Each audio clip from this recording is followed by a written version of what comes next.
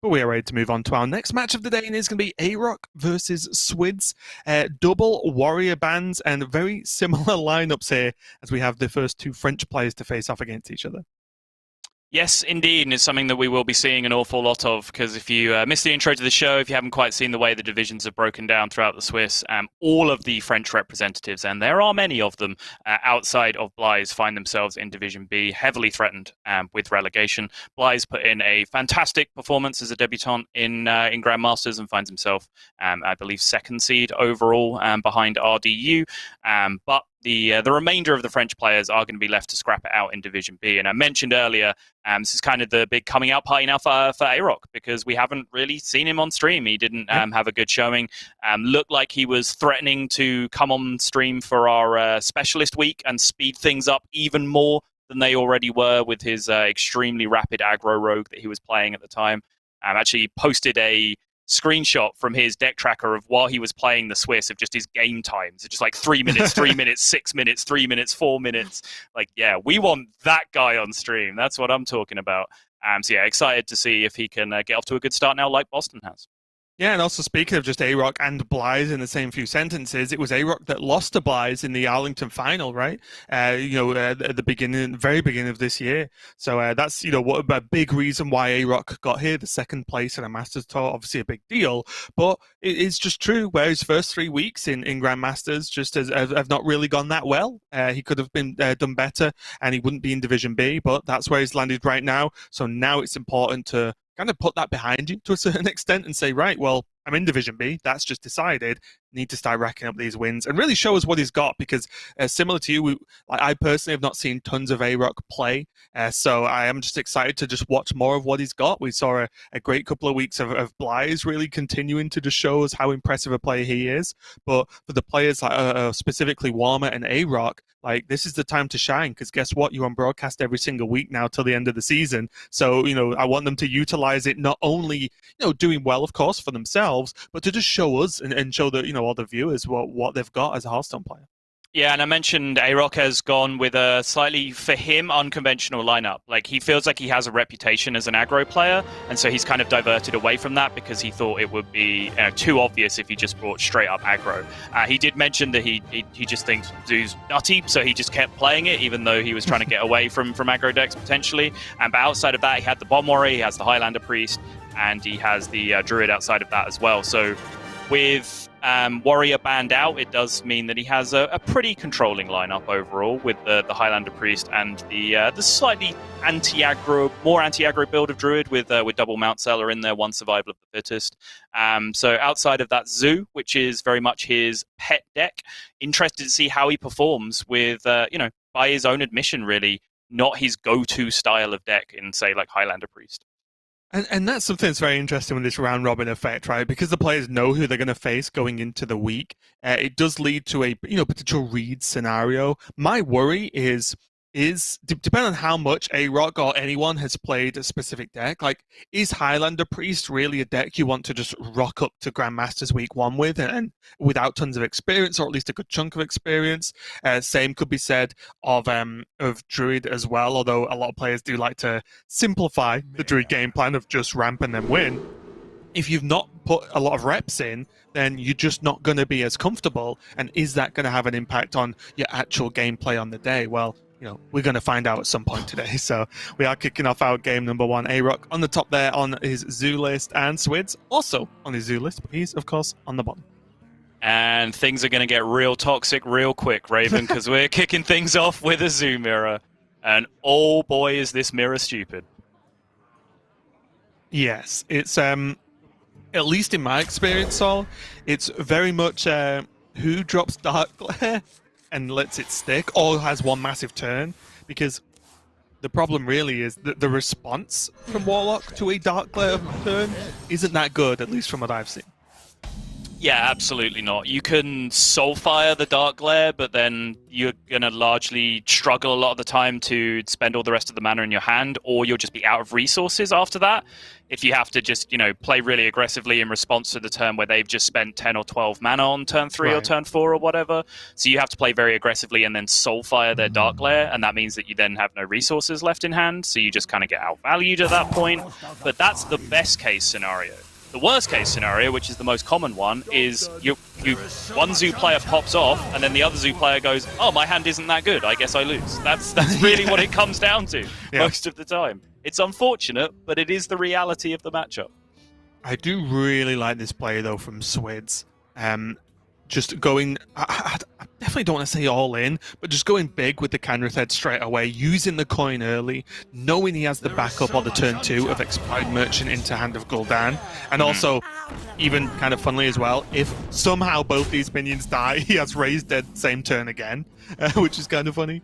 But yeah, just having this Expired Merchant as his turn 2 play is very strong indeed. Yeah, he just had to dodge the Flesh Giant draw there, which he did skillfully.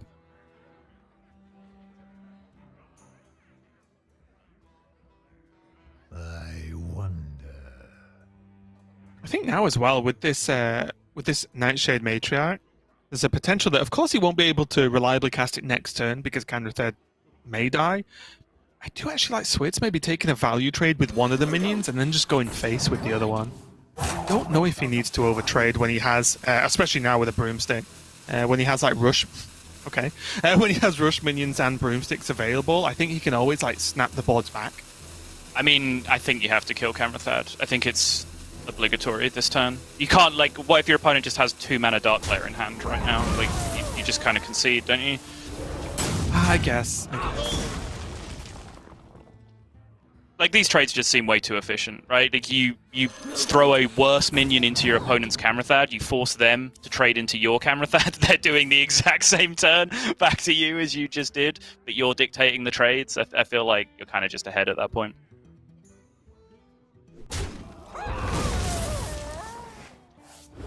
I'm going to be interested to see what this follow-up is from Swidz. As you said, the turns are effectively mirrored. There's the Dark Glare, and there's also Raised Dead and Flame Imp in the pool here. So Swidz is about to potentially win this game of Hearthstone. Yeah, you can do a lot of things this turn.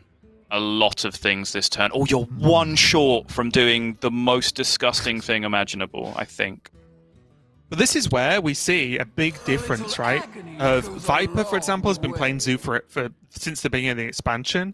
Not all these players have been. They've picked it up very recently, and Zoo is not a deck. You just, I'm going to play this and win loads today. Like, you do need to really have a good understanding of how the mana works, what the best combos are, what the best order is, and so on. Because the second you slip, you've just completely blown your turn, and you probably lose. That gets you back up there, right? That's insane! Yep. So this was the thing you were one short of, is this Flame Imp situation gets you back to 2, and then your Nightshade Matron was discounted by 1 by the Camrathad that you also raised dead. This is when I was saying you're 1 mana short of doing disgusting things. This is what I was talking about. But now with Penflinger on top of that as well, the world is Swidz oyster. Yeah, Swidz will want to trade the Merchant, right? Oh. Just going to say good enough. Oh, okay, I didn't expect that. Okay. Fine. Yeah, of course. Swidz was going to trade the Merchant, go and then into Nightshade to redraw. Right, that was kind of the unsaid part of that. Is just like, just playing an extra 3 mana 5/5 rush that turn was insane. The fact you have 2 more Hand of Gul'dans inside your Expired Merchant was like next level insanity. I wonder. And this is the problem we talked about right at the start of the game, talking about the matchup. What is the response to this? And there just isn't really one in the deck, right? Like, the response just doesn't really exist. Unless you've teched in some Hellfires, which I can confirm AyRok has not, then there just isn't really cards in the deck that bring this board back. Yeah, some lists do run a Shadow Flame, I've seen, like lists just on like HS Replay. Just, there's been enough games with it to be tracked, and that seems incredibly bizarre to me, but yeah. I have seen the odd Zephyrus tech, obviously completely irrelevant with 23 cards in the deck for this turn, but I'm just saying, because you do draw so quickly, and you have situations where you're either very low health or you just need that bit more burst to end a game. I have seen Zephyrus tech, but again, not in this list, so it's not going to be a problem. AyRok does hit the 40%er. I was explaining kind of that scenario, right, where you just have to play for tempo and then soulfire their Dark Lair if they do it first, and then that just leaves you very, very low on resources. Obviously, the best way to avoid that happening is to discard a Hand of Gul'dan with your soulfire if you're going to do it on that board state. AyRok nails the 40%er there and actually gives himself a slim chance of getting back into this, because now he has his own Dark Lair pop-off turn coming through in the future. Yeah, that's it though. It's a when for me here, because there is Dark Glare, but there really is nothing else. There's effectively a free life tap, and that's it for AyRok. There is not the Flame Imps. There's not any of the Pen Flingers in hand or anything for him to be able to go off with. So we'll see if it's going to be enough. Yeah, AyRok's list, very interesting. We've seen a lot of debate about, do you play Soul Shear in order to have access to the Shadowlight Scholar? Like, Darek said you have to play a bad card in order to play a good card, which I think is a good way of looking at it. I don't think anyone thinks Soul Shear is actually a good card to be playing in Zoo, but, Shadowlight Scholar arguably is, and is that worth it? Whether you play Pen Flingers, how many Disease Vultures do you play? Do you even play that card? AyRok is split right down the middle. He's playing one Pen Flinger, one Soul Shear, one Diseased Vulture, two Shadowlight Scholars. So it's a very indecisive build of Zoo, I would say, overall, but one that really, I guess, covers a lot of bases as well. And you really start to see the realization of the power of the deck and of Dark Glare, pre-nerf, of course, when people are considering and actually doing cutting a Vulture, right? Because I think on day one, if you suggested that, people think you're crazy. Because Vulture's so powerful with potentially a lot of self-damage effects. But the thing is, I think people have realized pretty quickly, two just aren't needed, right? Because you draw your deck a lot anyway, so you can draw to at least one. And once you've landed one with a lot of board presence, then that's normally enough. Yeah, I think the most important consideration is just how heavy they are. You just don't want to have your opening hand be 3-3-4-4, right? That's just how you lose a Zoo, because your opponent's going to play a 1-drop, and that 1-drop's going to hit you twice, and then you're dead. You're actually effectively dead at that point if your opponent's 1-drop hits you in the face a couple of times. With how little health you actually have to play with this deck, it's so much of a glass cannon that you need to be on board straight away, protecting every point of your health so that you can use it yourself to do disgustingly powerful things. I was very interested to see Swidz look like he was going to start with Broom then. I was a little bit I was going to query that turn, honestly. He's going to pivot. Go for the Matron instead. And nothing looks too crazy to unlock here, I think. He's just using the Broom and going for a trade here. Yeah, I think he just wants to keep his 5/5, right? So, the Pen Flinger's not going to be out. Any Zoo game where you don't shoot yourself in the face with a Pen Flinger, I feel like you've done something wrong, Raven, honestly. But yeah, the ordering considerations there. I think Swidz thought he had to play the Broom first to not overdraw. This is quite often a mistake you can make, because you forget that when you play Nightshade Matron, you lose 2 cards from your hand, not 1. You're used to counting Overgrowth, which is your hand size -1, and then you draw 5. Whereas Nightshade Matron, you lose 2 because you actually discard the card as well. So I think he just initially thought he had to play it first to not overdraw, and then realized he was being silly.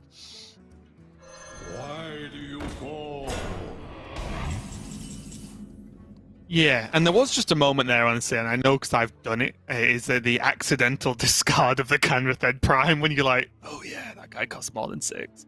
I don't necessarily think that's what AyRok did as a mistake or anything, but I do wonder with double Cult Neophyte in his hand if he's really thinking that the Canrathed Primes are going to pay off for him.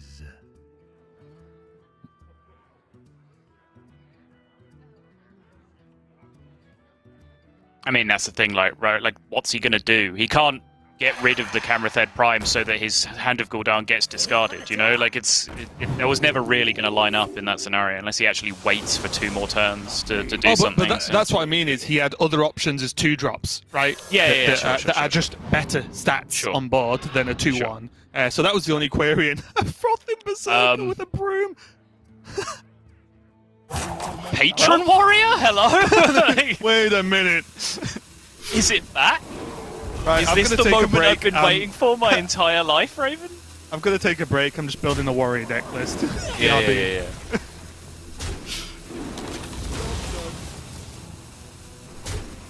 And this just feels like it's slipping further and further away here from AyRok.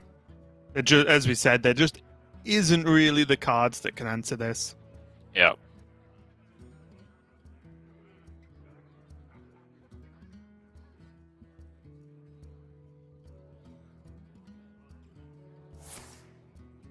It's just an 8-1 in play, Raven. Yeah, and there's no Penflinger for AyRok. There is one in the deck still, right? He plays one, he hasn't drawn it yet. Mm-hmm. Yeah, there's just an 8-1 in play. Sorry, I have very blinkered Frothing Berserker vision. Whenever I see a Frothing Berserker, nothing else matters in the world. Basically, the viewers are witnessing Soul's 2015 casting, right? Just, Yo, look at Frothing Berserker. Look at the Frothing Berserker. Look at the Wilson Commander. Oh, lethal. Yeah, my 2015 casting was listening to everyone else going, how much damage is this? How much damage is this? And then me just going, it's 34. It's 34. It's 34. How much damage is this? It's 34. Have I mentioned it's 34? How much damage is this? It's 34, 12. guys.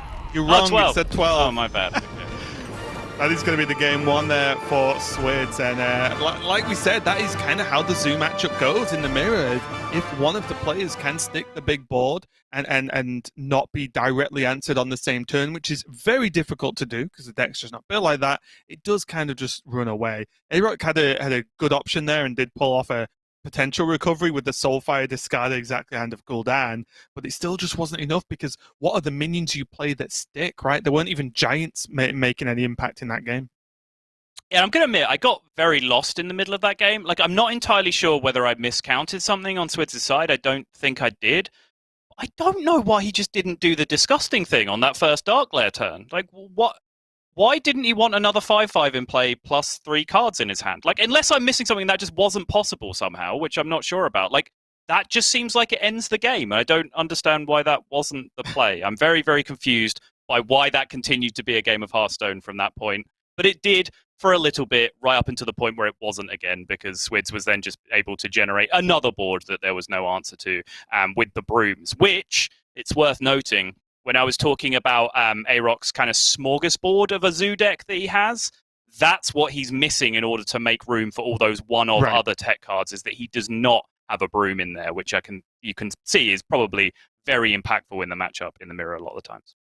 Yeah, and we have Swidz, the veteran, taking a win over the newcomer AyRok for our game number 1. There's plenty more games of this series, though, but for now, we are going to go to a break while we set up our game number 2. Don't go anywhere. We'll be right back with some more Grandmasters Hearthstone.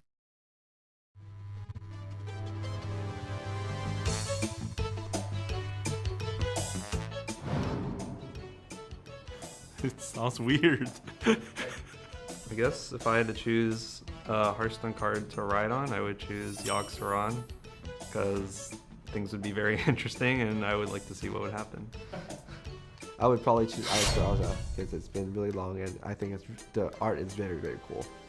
Well, I would choose the Deathwing because Deathwing is my favorite dragon in World of Warcraft. I'd want to pick something, comfortable, so I'd go with like King Crash. Nice big dinosaur, so I can crush all the other things in the carousel.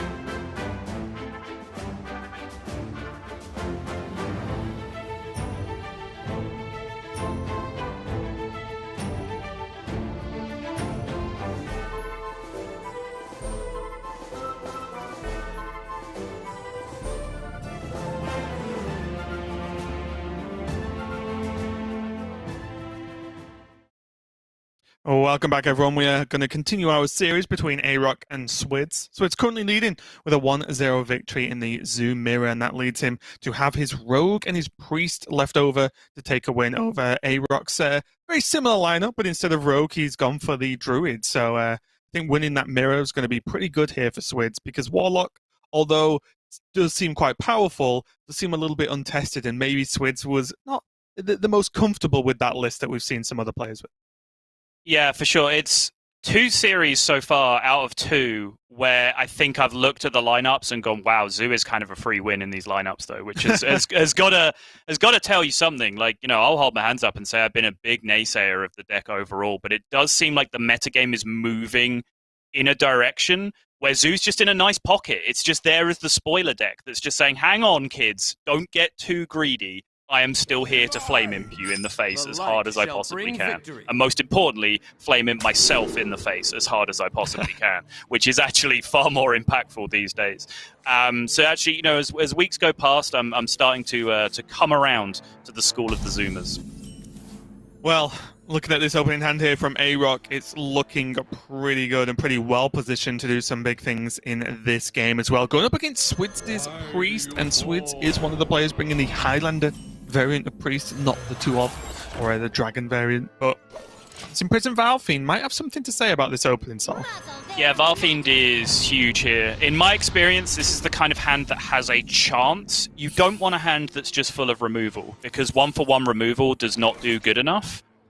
You need a tempo hand where you can just play minions. Ideally, Zephyrus early is the nuts, but then outside of that, Imprisoned Valfiend is probably a close second. Then Kaj, then Lazul. Like, those are kind of the go-to cards in the opening hand. Just to be able to fight 1-for-1 or preferably 2-for-1 with minions and actually win tempo early. Because if you don't win tempo early, you're in trouble. Oh, and Swidz with the Lazul not getting the information I think he really needed to know, which was about this Dark Glare that's potentially coming down very soon. So does get a coin though, which is going to help just maybe accelerate some of these options he has going forward, although his hand does not really play nice with the next few turns. Right. AyRok decision here whether to tempo out his Spider Tank. There are limited answers to it from the Priest, but one of those limited answers is present for Swidz currently with the Forbidden Words, and that's a huge victory for Swidz in this position, because that is the card you lose to. I do respect this choice though from AyRok to just dump it down, because he doesn't have any of the tools, right? He doesn't have a Flame Imp, doesn't have Penflinger, doesn't have Raised Dead. So I think it is important for him to get it down and have as much mana as possible next turn for a life type refill 4 mana go kind of turn. He is of course just going to get punished for this a little bit, but I do think looking at his hand, he did have limited options unless he wanted to sit and tap, but that just seemed too slow. Right. Oh, so you're saying there's a chance, Raven?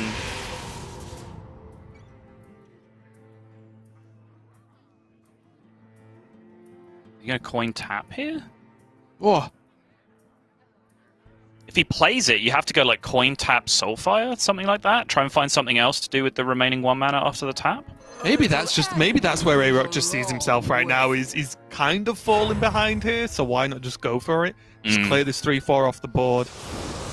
And also the Valfiend, although fantastic in these situations, definitely makes Raised Dead worse because it's so delayed, right? It's not like Swidz can go, okay, great, you killed Valfiend, Raised Dead, replay. Because then it's going to be a while before it actually has an impact again. Soulfire yourself in the face, Neophyte, Soulfire the 3-4. Let's go. Easiest play of my life. So many possibilities. But what if it's the Raven trademark Merchant throw the Flesh Giants and just try and win with Flesh Giant Slayer? No? I mean, I think he would quite like to do that at some point. Yeah. Just not right now. Right now, he needs to win board again, because again, I think this is actually just the most important period of the matchup. Like, people, you might think that it's like, oh, you know, does Swidz have the Soul Mirror and the big clears later on in the game? Like, I think generally winning tempo early is the biggest decider in who goes on to win the matchup. So I think the fact they're both fighting incredibly hard for tempo in the early game is important. Right now, though, Swidz just has a whole lot of nothing available to him. So we are just going to see the hero power pass, and this is AyRok's time to shine. Yo. Okay.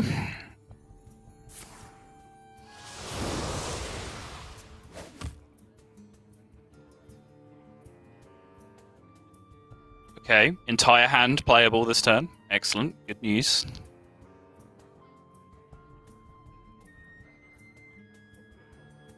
He has to just be a little bit careful about ordering, because I imagine he wants to throw the Flesh Giant with the Merchant and not the Nightshade. It's possible. It's possible he plays the also whole wants hand. to just play a Giant this turn because he's locking out like coin removals. Like coin Soul Mirror is possible this turn for Swidz. Oh no, he doesn't know he has coin, right? The coin was stolen, so that's not even was something that Lazul, AyRok is necessarily accounting for. Almost out of time.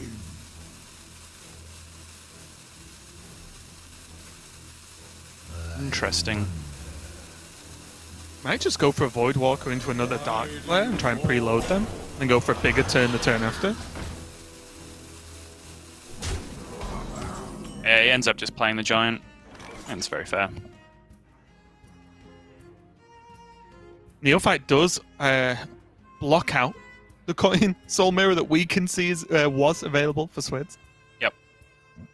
So it does mean there's a certain layer of protection. Shadowwood Ruin is almost certainly going to be the answer here, because I don't think Swidz can just happily take 8, because there's not really a good enough... If next turn's going to be Soul Mirror anyway, why take 8 and use a card that has very limited value in this matchup anyway, because there's really only the Giants that you're getting value from Ruin. It's not often that Nightshade Matron just is a 5/5 on board all the time, right? Right. And so now is a good time for double Spider Tank, because now, as far as AyRok's concerned, he can possibly get Soul Mirrored this turn. So just having minions in play that resist that is pretty strong. It just so turns out that Swidz has the deadly combination of Soul Mirror and Raise Dead in his hand, so he can actually create a pretty enormous swing turn by stealing the Dark Glares and then taking advantage of them himself.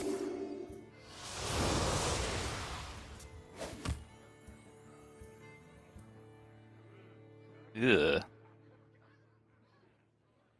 You say but it does activate the Scholar for next turn. Yeah, I mean, I kind of wanted to draw a Soul Shard activator this turn, just not that one. Because I quite like the idea of just having another Spider Tank in play this turn. Well, is Soul Shard and then the 1/1 that bad? Soul Share, sorry, the 1/1? I think that's possible, yeah. I think that is a legitimate play. Yeah. I really would not hate it at all, yeah. Yeah. AyRok's considering it. AyRok's considered it, and he's doing it. Swidz looks unhappy. I mean, this is very similar to a very similar setup we saw from Viper last week, right? When he just made Soul Mirror like the worst card in the game at one point with this similar-ish setup. Yeah, I mean, this isn't quite as impressive as that, because AyRok isn't deliberately not playing 16 power worth of stuff into being able to do this. But yeah, I just mean the general board shape going into a turn 7 is very solid from AyRok. Yeah. Soul Mirror, Raise Dead, get all your mana back, Pyro, clear up. It's a possibility. I don't think it's very good, but it's a possible Hearthstone turn. I mean, Pyro with Apotheosis, though. I know, I think that's probably why you want to save it. That seems good! It's probably what you want to save it for, but, like, this is still in a very annoying board state you leave behind, so you might just have to finish the job.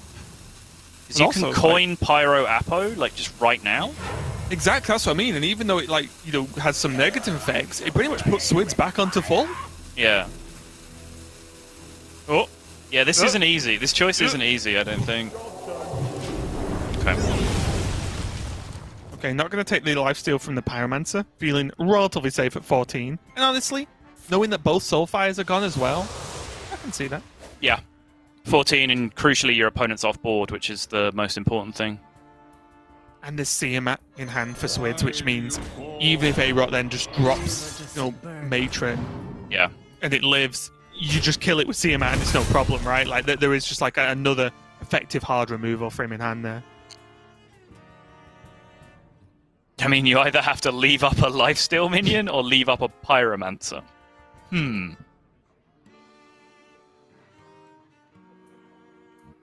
benefit of leaving up the pyromancer, though, means that the matron is also left up, which is not the case if he trades it into the dark glare, of course. Yeah.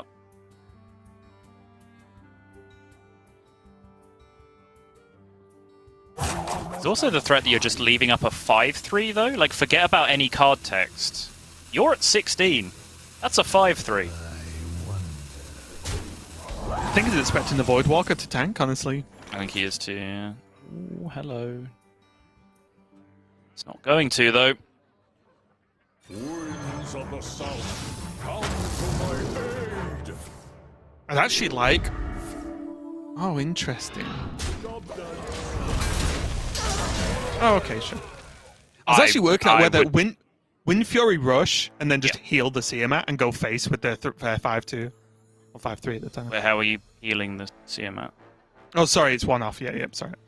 I 100%. The 6-1's fine though, right? I 1,000,000% would have. I probably still would have rushed Divine Shielded just so it's still 6/6 and protected from the 5/5, and then gone face with the other minion. Like I would have done. Oh, okay. So you would have just left the matron up. Yeah, I don't care about that thing. Like, not interested. The hitting face for 5 was very tempting, wasn't it? But yeah. I think as well, just as much as Swidz takes the win, I think Swidz was more focused on if he's not allowed a board, he cannot win the game as well. There's the two routes, right? And after seeing how much AyRok had already played throughout the game and how much of the big power plays he'd already committed, with like one giant down, the merchant was still in there, but generally I think if he pushes him off board, he wins. If he goes face, he probably still wins. And it was just one of those things where, what's the worst that could happen here? And maybe it's him leaving a minion alive, and then some kind of weird trade happens or whatever. I'm not sure, but either way, Swidz secured the victory in pretty safe fashion, and it just leaves him with Rogue up now. Yes, and I think Rogue is a big question mark for me this week because it's really, really risen in popularity, not the weapon rogue, and this list that is kind of evolving to the point where you can't even really peg it down with a name. Like, some people call it Burgle Rogue, but then there's variations with no Burgle cards. Some people call it Secret Rogue, but there's variations with no secret cards. Some people are calling it Miracle Rogue, but it's so far removed from what Miracle Rogue used to be that I kind of hate that as well. So yeah, I'm kind of on board with Raven. We just call this Bad Rogue and move on, because boy, I cannot replicate results with this deck that other people are putting up. It just does not feel like a smooth, cohesive unit of a deck to me, and I feel like it struggles in quite a few matchups to find any kind of win condition outside of just, scamming a Questing or an Edwin Van Cleef early on. But like, I almost feel like I have to be wrong. Like, there's enough humble in me to understand that if it's growing in popularity amongst 16 of the best players in the world, or 48 of the best players in the world, that probably on balance they're right and I'm wrong. So I'm going to take an opposite stance where I am certain they're all wrong and it is me that is correct. Okay. In which this rogue is just a selection of rogue cards that is too reliant on a very weird win condition of I have like 3 cards in my deck that can really make a big impact in a game. Yeah. And outside of that, you have to generate the rest. And although I am liking this addition of Intrepid Initiate, which we've started seeing dipped in there, I believe Surrender was playing it in his. Of course you like the Surrender tech. Yeah. Big surprise. Well, no, wait. Big criticism coming. Okay. If you're going to put what I deem quite an aggressive card as a 1-drop that can do a lot of damage, just play an aggro deck. Play aggro rogue. That's my view. Although I like the card, I still don't fully understand why it's in this deck or why half the cards are here. But as I'm complaining and going on, basically, we are in the game of Hearthstone. These players are playing very quickly. So far, AyRok has managed to build a board and pile on a little bit of pressure. And shock horror, it's on the card rogue to just generate a response. And it did so. Kobold Lackey playable this turn, could Shadow Step it back and hold on to it for the following turn. He would like to. Is this rogue list kind of like the beginnings of a stupid AI? And like every turn, you just feed him what's happened and it just tries to like create a thing that can answer it. And you just hope it gets smarter over the course of the game. Sorry, did you just describe Zephyrus? Is that what you did? Maybe. Apart from the getting smarter over time part, right? That's true. Like Zephyrus is just the IQ is not neither going up nor down. Oh, interesting. He's just going to double step it now, kill the bigger minion. And I guess this way he's technically even on board right now. So yeah, this probably does make sense.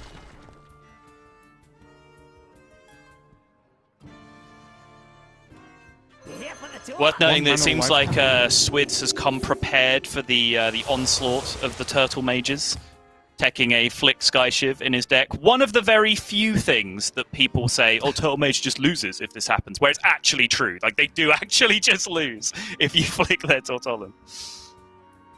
Not if they kill you before turn 8 with just uncurved minions. That is possible, yeah. That is actually possible. Soulshare not looking terrible here. Not because it's particularly clean, but just because it allows AyRok to get value from the pen flinger. There is such a thing as trying to like overvalue a pen flinger. You know, sometimes you just don't need to bounce it. Right? Hell yeah. Sometimes it just doesn't need to, but it is fun, which is why I like the play. Yep. Almost out of time. Problem here is AyRok's slowly moving towards a world in which he has to just hard cast a Hand of Gul'dan potentially. He's really going to be looking for those discard effects very soon.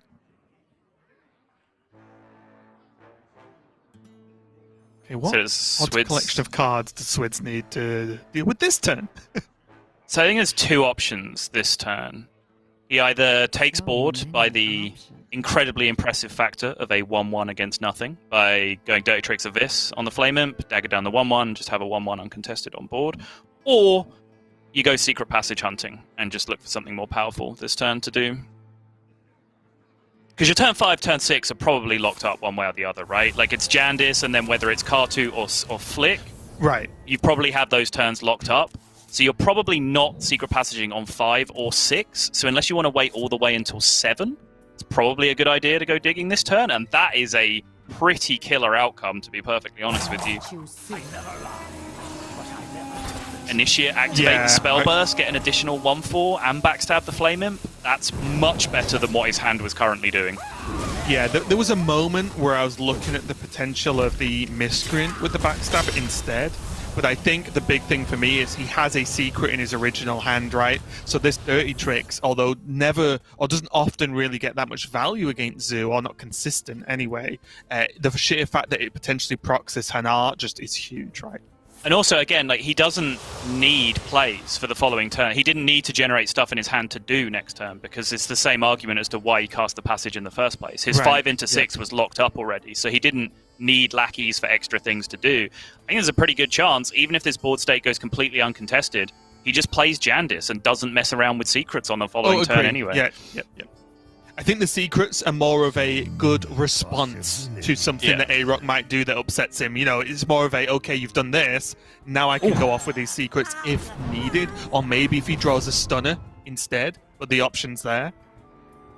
Was that the first Division B French clap of the season there, Raven? Did you catch it? I didn't catch it because I was looking at the hand. Okay.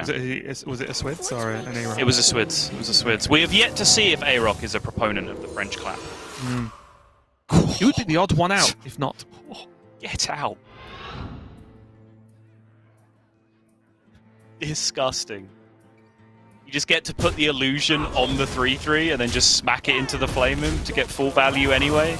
Absolutely revolting, Jandis. I think I still would have done it. There it is. That's the second. Yeah.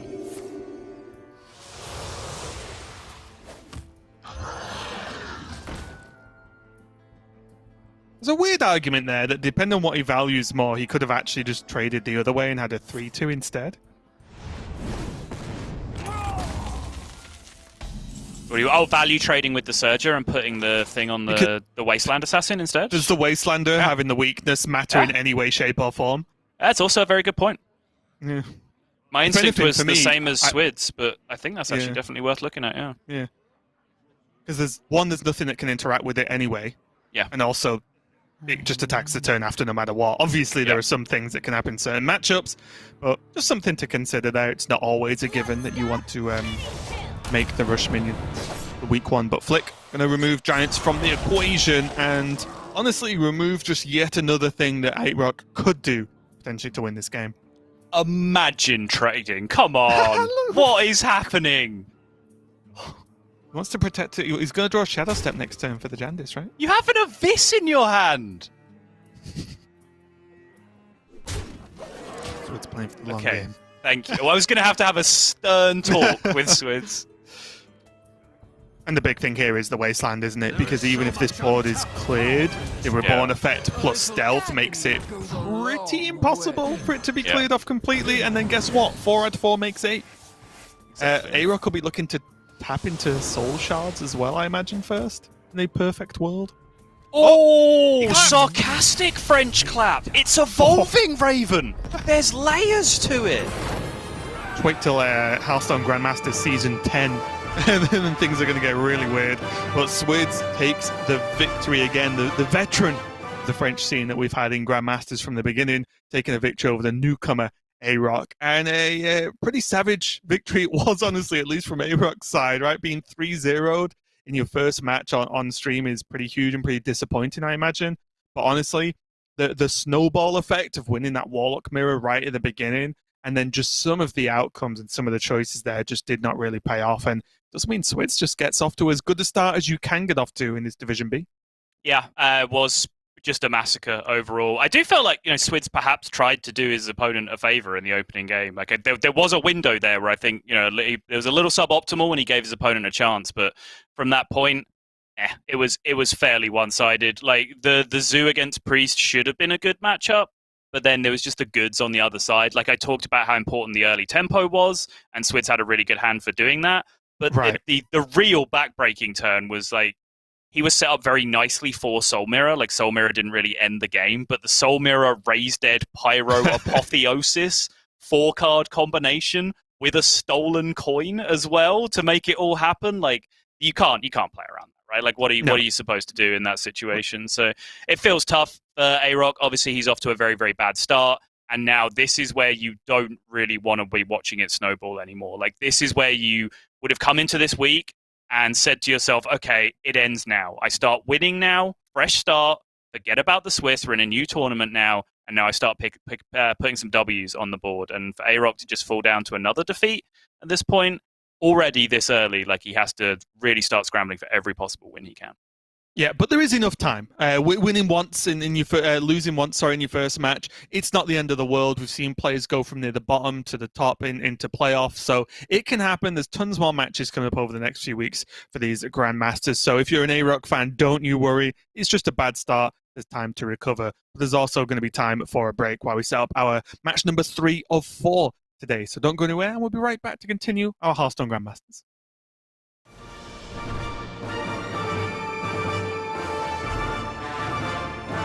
Hello, everybody, and welcome to Season